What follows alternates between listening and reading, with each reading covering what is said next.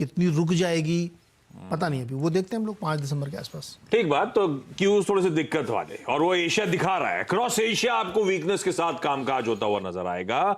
UK के inflation के आंकड़े खेलकर बाजार के दौरान हमारे आ गए थे, 11.1% इंच अप करके पहुंच गए।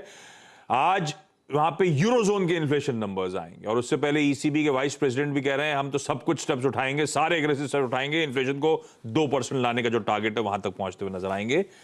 और एक और बात, एवियन फ्लू आज तक का सबसे लार्जेस्ट ब्रेकआउट हुआ है यूके में।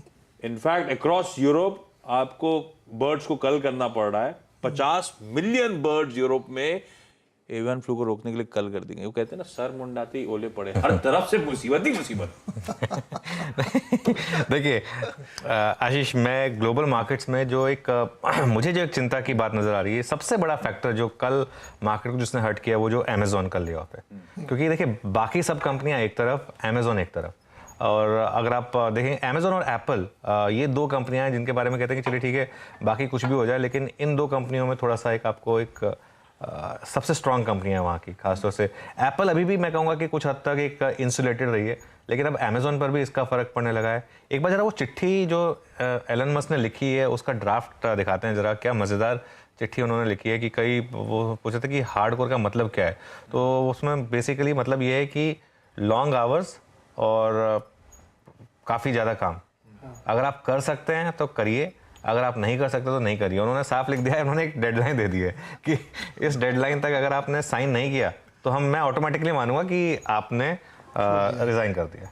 सिंपल, उनका सिंपल फंड है। और ये सेवरेंस पैकेज भी क्या है वहाँ पे, 3 महीने की सैलरी, 3 महीने की सैलरी में क्या सेवरेंस पैकेज होता है, मतलब तो दिक्कत तो है वहाँ पर, इसमें कोई डाउट नहीं है। और ये एक अभी तक क्या था, पहले ये जो ट्विटर थी इसमें गल्फ का पैसा था सब, तो उसके लिए वो एक अनलिमिटेड पैसा था तो प्रॉब्लम नहीं थी। अब जब ये एक इंडिविजुअल चलाते हैं, वो खुद का पैसा लगा होता है, तो फिर वो एक एक पैसे पे फिर कंट्रोल किया जाता है। एक अच्छा एक सिलिकॉन वैली में अगर आप गए हो तो वहाँ पर एक इन सब कंपनियों में कल्चर होता है free food, free snacks, free everything का। आप मतलब कई कंपनी गूगल वगैरह में तो आपको टूथब्रश और मतलब वो भी वही प्रोवाइड करते हैं।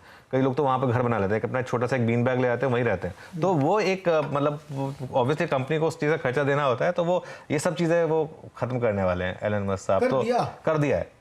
No free food, no free food. ये तो 3-4 दिन पहले उन्होंने मेमो जारी कर दी है, कुछ फ्री में नहीं है। एग्जैक्टली। तो खैर बात ये है सारी की जो ये, लेकिन इशू सारा ये है कि जो नैस्डैक की रैली है ये जो चल रही थी पिछले 3-4 दिन से, ये उस चीज़ को लेकर चल रही थी कि अब यूएस में इंटरेस्ट रेट की जो साइकिल है वो ऑलमोस्ट पीक हो चुकी है, इन्फ्लेशन ऑलमोस्ट पीक हो चुकी है। अगर वो है तो मेरे ख्याल से ये एक छोटा सा एक एबरेशन है, मार्केट इसको बाय कर लेगा। लेकिन असली बड़ी ट्रेड मार्केट की तभी आएगी अगर यहाँ पर कुछ वापस अगला इन्फ्लेशन डेटा अगली आ जाए, या बाई चांस इंटरेस्ट रेट गिरने का कोई संकेत ना मिले, तब मेरे ख्याल से एक बड़ी उसमें यूएस बॉन्ड यील्ड को आप ट्रैक करिए, वो मेरे ख्याल से एक बहुत बड़ा क्यू होगा। वो अभी भी रीजनेबल लेवल पर है यूएस की बॉन्ड यील्ड। और अगर आप डॉलर इंडेक्स देखें तो डॉलर इंडेक्स भी काफ़ी सॉफ्ट है। और हमारे लिए जो एक आज इंपॉर्टेंट चीज़ है कि ब्रेंट क्रूड कुछ टाइम पहले 98-99 जा रहा था, अब वो 92 पर है। तो एटलीस्ट नियर टर्म में एक मार्केट को एक सपोर्ट है। वो आगे जाके 100 क्रॉस करता है कि नहीं करता है, 100 क्रॉस करेगा तो हमारे लिए बहुत बड़ी नेगेटिव होगी, लेकिन फिलहाल 92 है। तो ये मेरे ख्याल से एक शायद एक चीज़ है, जैसे कहते हैं डूबते को तिनके का सहारा। तो इंडियन मार्केट में शायद हम आज इसको लैच ऑन करें कि ब्रेंट 92 पे है, देखते हैं रूपी कैसे खुलता है। और ये जो एसजीएक्स निफ्टी 80 पॉइंट नीचे दिखा रहा है, मुझे लग रहा है कि ये इतना नीचे नहीं खुलना चाहिए। मुझे लग रहा है कि मार्केट थोड़ा इससे बेहतर ही खुलेगा शायद। ओके, तो शायद अभी हमारे बाजार